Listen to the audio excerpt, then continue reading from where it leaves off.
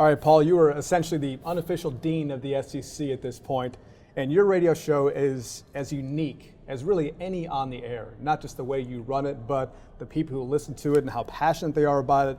Was that sort of the original plan going in for the show, or is it just sort of the monster it's developed into over the years? John, I'd love to say it was all on a template that I wrote up, but most of it has just evolved and been organic.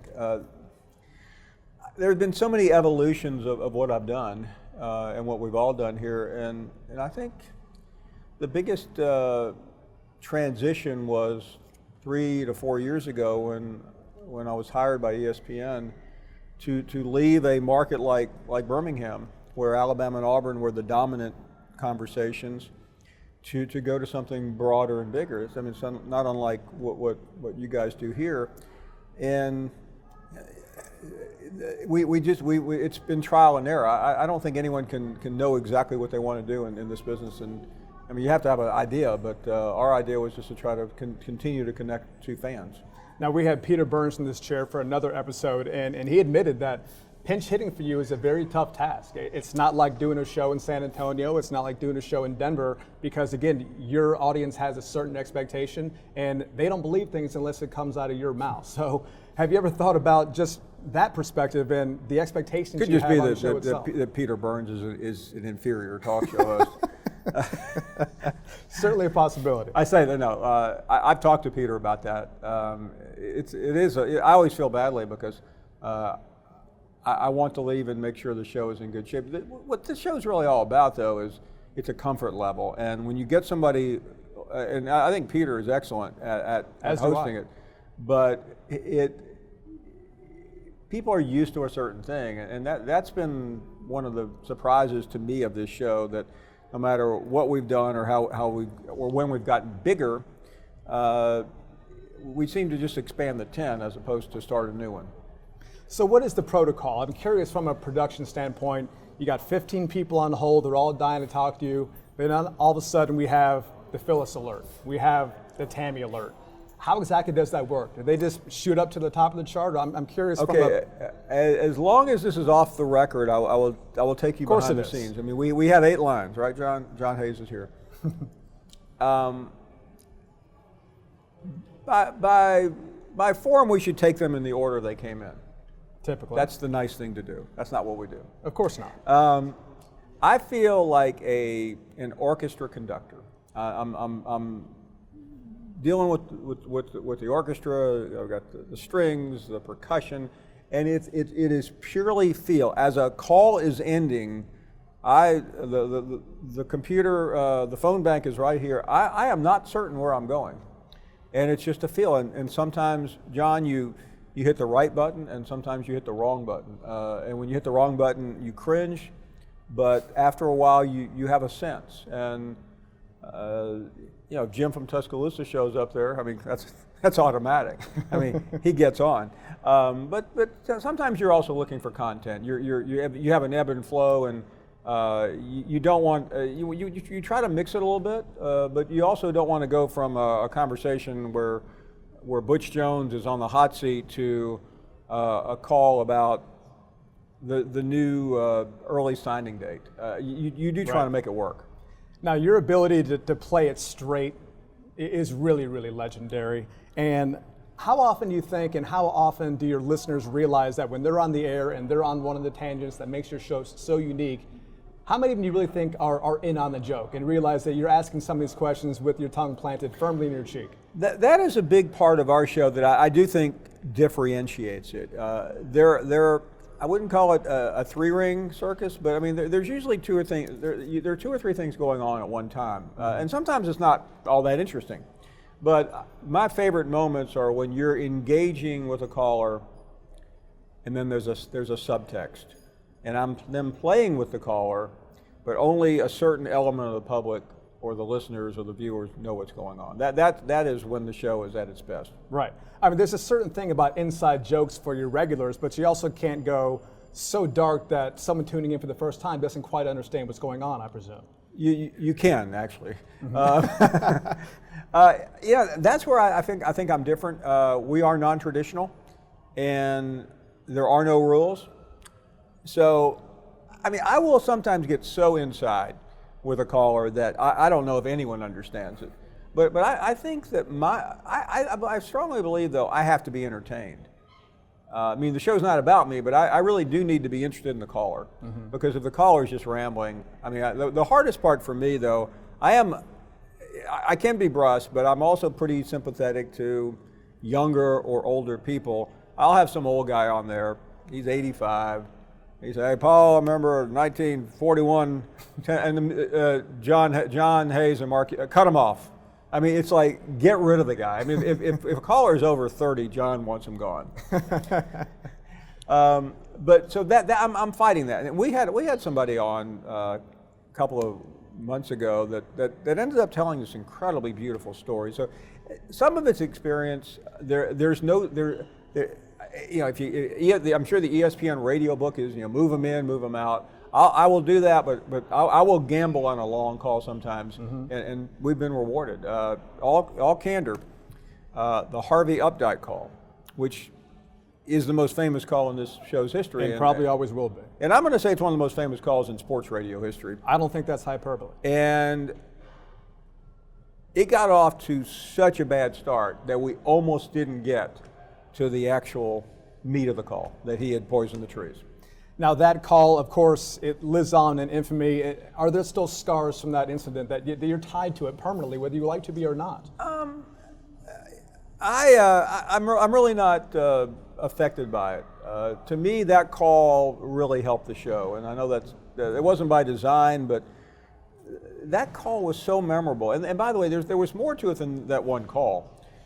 There was that call, then there was the first time that Harvey Updyke spoke publicly after all this, and that was maybe the better call.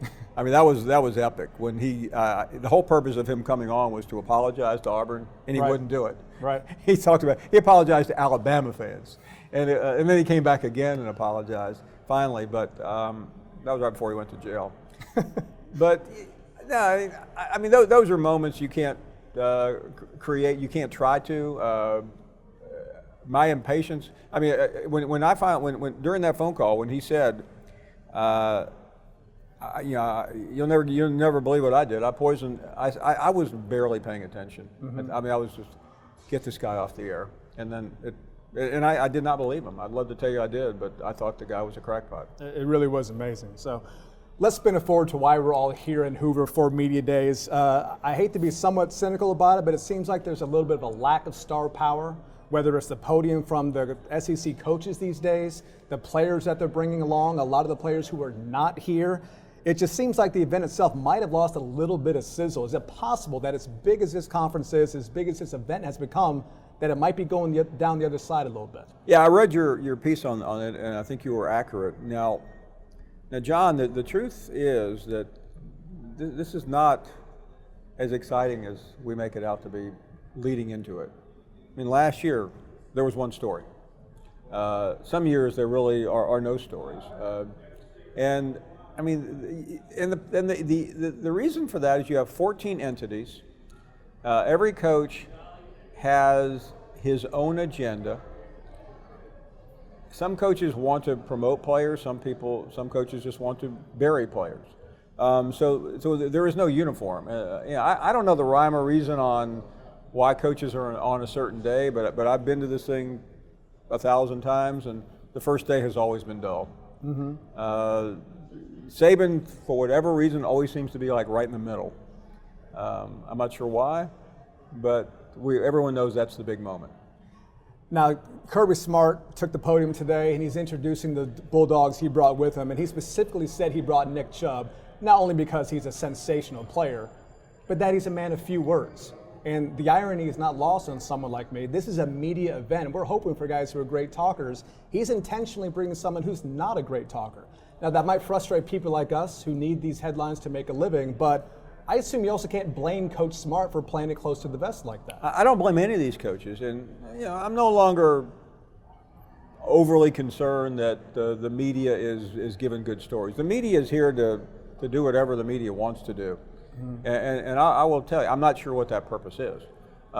We do a countdown clock to media days, and then we leave here every year on Thursday afternoon, and what has changed? Nothing. So, I mean, this is an event to send up a flare. Hey, college football season is here. You don't have to put on ESPN and watch the summer leagues anymore or hear about free agency. We know our sport is here. It actually isn't here yet, but it will be soon.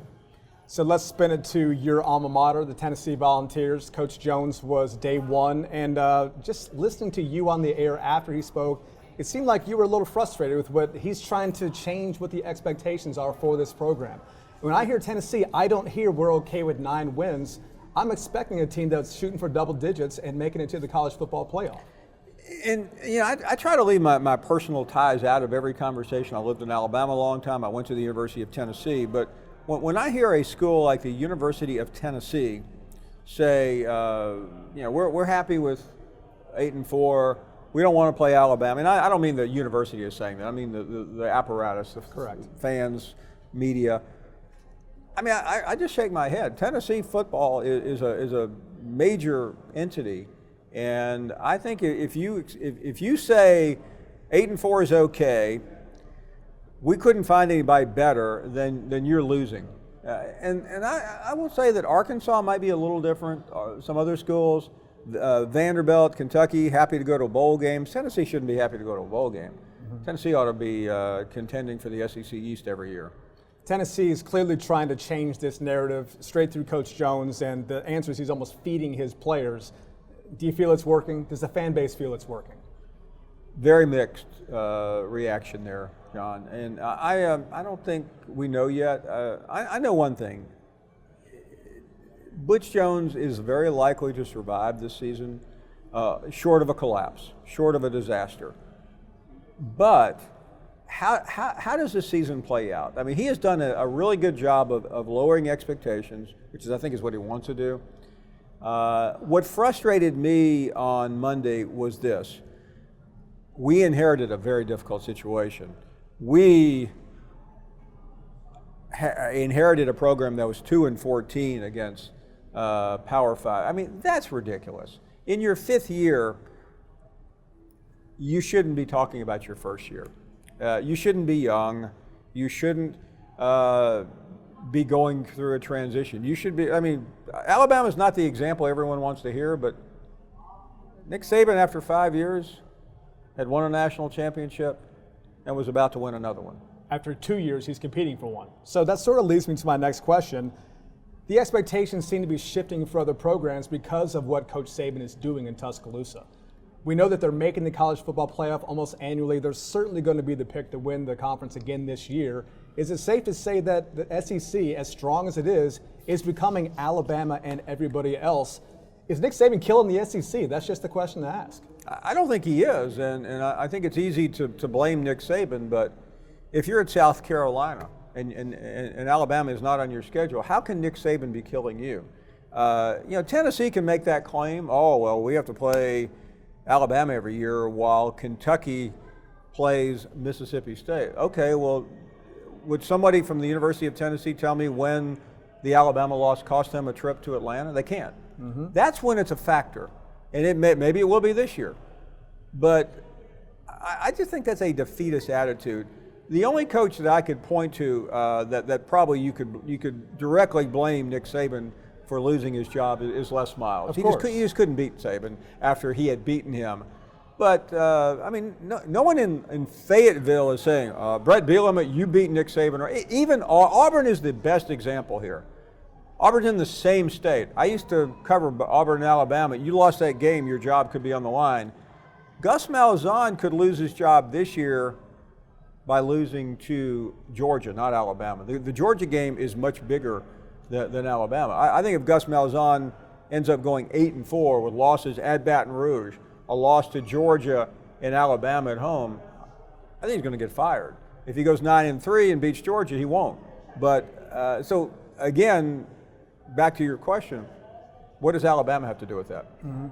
So long as Coach Saban is at Alabama, with the schemes he has in place, the incredible assistant coaching staff, the infrastructure, the facilities, the borderline automatic #1 recruiting class every single February, is that program almost too big to fail at this point? I mean, 10-2 seems like a down year. Is it even possible for the Tide to go 8-4? It's not likely, but I do think it's possible. I think something can always happen. And, just study history. The Roman Empire fell. I mean, this may be the best example I can come up with. Pretty close. I mean, I can't tell you when it's going to be, and maybe it's not going to be. Maybe Saban wins this year and says, I'm out of here. This is really too hard. I think he was motivated. I think he was haunted by the 2013 loss to Auburn in Oklahoma. He came back. He didn't win the next year, but the program was moving in the right direction. They won it the next year. And last year, I think, why did Alabama lose? Well, a couple of reasons. Deshaun Watson had a lot to do with it, but I think another factor was the team by the end of the season was getting a little complacent. Everything was so easy. I sat with some of my colleagues in Atlanta last year, and I actually said this with a somewhat straight face just to see what kind of reaction. I said on a show, I said, Alabama's playing Washington in the semifinals. I think Alabama can lose today and still get into the finals. I know. And I had people look at me like, are you serious? And I agree with you. There was almost that sense. Now, of course, it was impossible, but it felt like they could have lost to Florida by 30. And the one thing that people are not focusing in on is Saban and Kiffin and what happened there and what that may have affected it. I find it amazing that here we are at Media Days, and Alabama is almost being treated like the champion. Think about if Alabama had won that game, where would the Nick Saban status be? It's hard to imagine it could go higher, but I suppose it might can. have. No, it can. I suppose it might. So let's get you out of here on this. Give me one team here at Media Days that you're higher on than most people, and one team that you're not necessarily buying what's being sold by some folks. Maybe a little, maybe not as high on LSU as some. I think they'll have a good year, but the schedule's ridiculous. Very tough. And I think that they can thank Joe Alleva for that. The Florida situation really hurts them. That will turn out to be one of the worst moves an athletic director has ever made. And his fan base was behind him. He gambled, and by the way, had LSU beaten Florida, he would have gotten away with it. But by losing that game, the way they lost it, it may. Now it's almost like they might lose it twice. Yeah, I think that's what's going to happen. Mm-hmm. Auburn, I want to embrace Auburn, and I think I'm going to. Although I'm sure I'll have people call me in 3 or 4 months and say, "How come you went for Auburn this time around?" But I just think they have a very not a total team, but as close to a complete team as anyone challenging Alabama. After that, there's such a drop off. You can throw anybody as your surprise team and have a half a shot at being right. Mm-hmm. Ole Miss is the weirdest team of the year. I think they could have a pretty good season, but Ole Miss is fighting two battles this year. They're battling the NCAA on one level and Mississippi State. And Hugh Freeze loses again to Mississippi State, and if it's bad like it was last year, he may have bigger problems in the NCAA. Paul, this was a lot of fun. We know you're a busy man this week, but thank you so much for your time. And my pleasure. Thank you so much. Sure thing.